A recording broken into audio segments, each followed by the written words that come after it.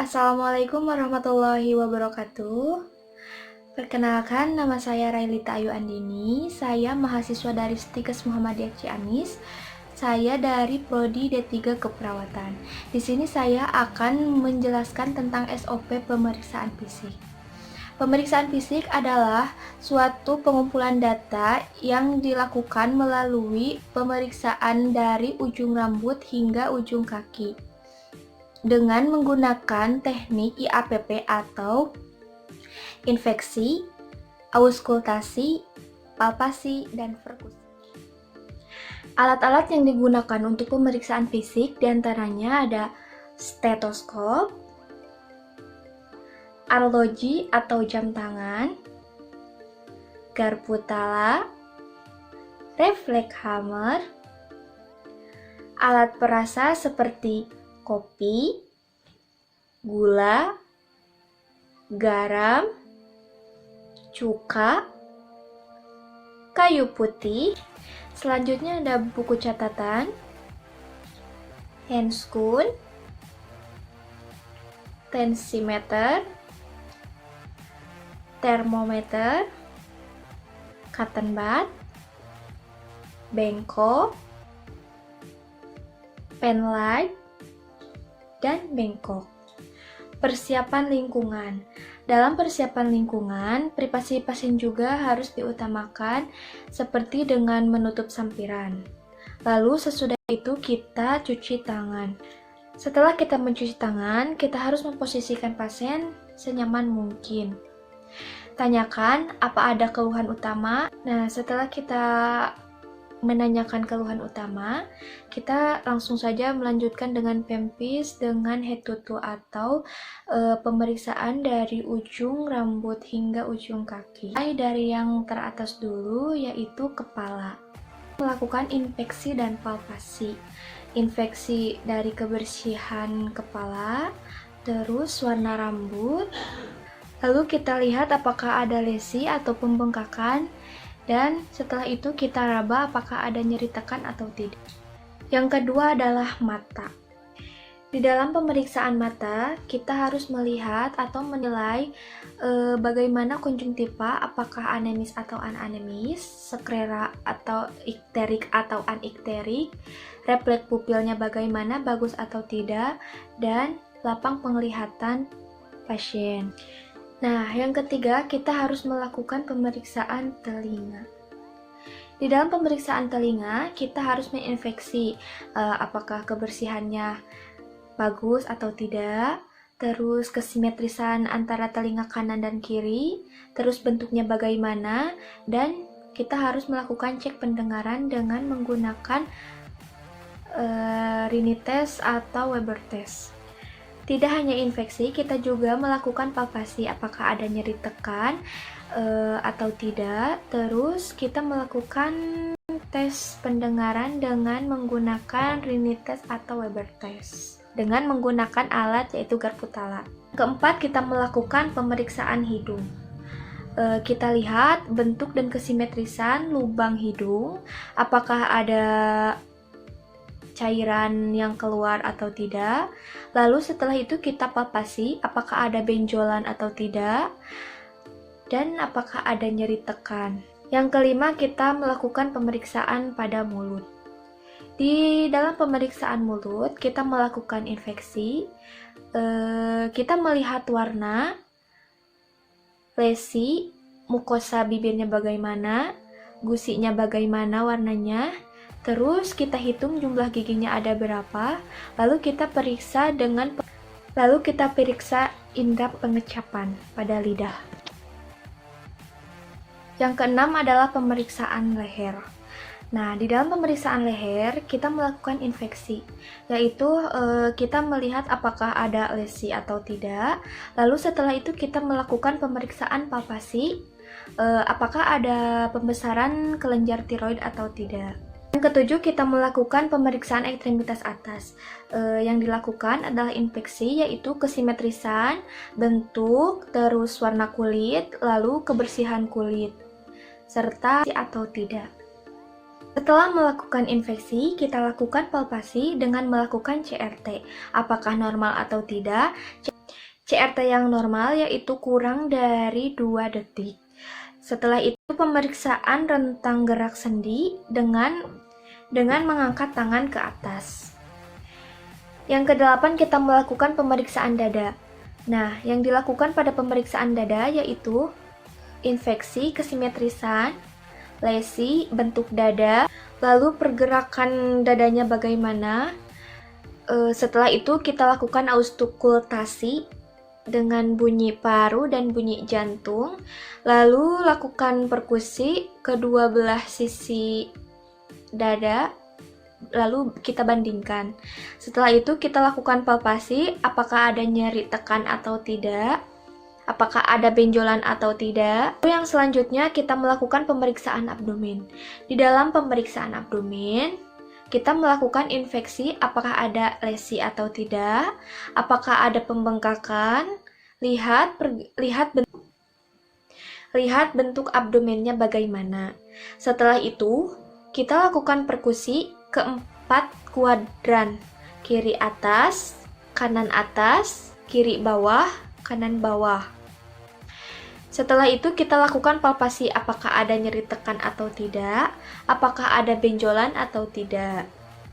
Yang selanjutnya, kita melakukan TPRS dengan mengecek tekanan darah, normal atau tidak, lalu kita memeriksakan respirasi pasien, normal atau tidak, lalu nadi, dan yang terakhir adalah suhu. Lalu tanyakan output dan inputnya. Selanjutnya kita lanjutkan untuk pemeriksaan ekstremitas bawah. Yang diperiksa di ekstremitas bawah yaitu infeksi, kesimetrisan, bentuk, warna kulit, apakah ada benjolan atau tidak. Lalu kita hitung jumlah jari. Setelah kita melakukan infeksi, kita lakukan palpasi, apakah ada nyeri tekan atau tidak. Lalu kita periksa rentang gerak sendinya dan kita tes refleks patella dan Babinskinya dengan menggunakan refleks Hammer. Nah, setelah kita selesai melakukan pemeriksaan fisik dari ujung rambut hingga ujung kaki, lalu kita bereskan alat. Dan jangan lupa mencuci tangan. Setelah itu, jangan lupa kita harus mendokumentasikan tindakan yang kita lakukan. Di antaranya nama pasien, terus waktu dan tanggal, terus jenis tindakannya apa, dan hasilnya bagaimana, terus nama perawatnya, dan yang terakhir adalah tanda tangan perawat. Alhamdulillah penyampaian SOP pemeriksaan fisik sudah selesai. Selanjutnya saya akan mendemonstrasikan tentang perawatan luka. Di sini saya akan mendemonstrasikan tentang perawatan luka. Perawatan luka adalah tindakan 3M, mencuci, membuang jaringan yang mati, serta membalut luka sesuai dengan pengkajian dan kondisi luka saat itu. Tujuannya untuk mengoptimalkan keamanan dan kenyamanan serta terhindar dari penyakit infeksi. Assalamualaikum. Waalaikumsalam. Apakah benar ini dengan Ibu Nurul? Iya, benar, Neng. Dari Tasikmalaya? Iya, Neng. Perkenalkan Ibu, nama saya Perawat Lelita yang kebetulan sedang jaga di ruangan ini. Di sini saya akan melakukan tindakan perawatan luka yang bertujuan untuk mengoptimalkan kenyamanan dan keamanan Ibu serta terhindar dari infeksi. Apakah Ibu bersedia? Bersedia, Neng. Kalau begitu saya akan menyiapkan alat-alat terlebih dahulu ya Bu ya. Iya. Alat-alat yang digunakan untuk perawatan luka diantaranya 1 set alat untuk ganti balutan luka, handscoon, masker, betadine, gunting perban, hand scrub, lalu ada kasa, NaCl, perban atau plester, dan ada nirbecken atau bengkok.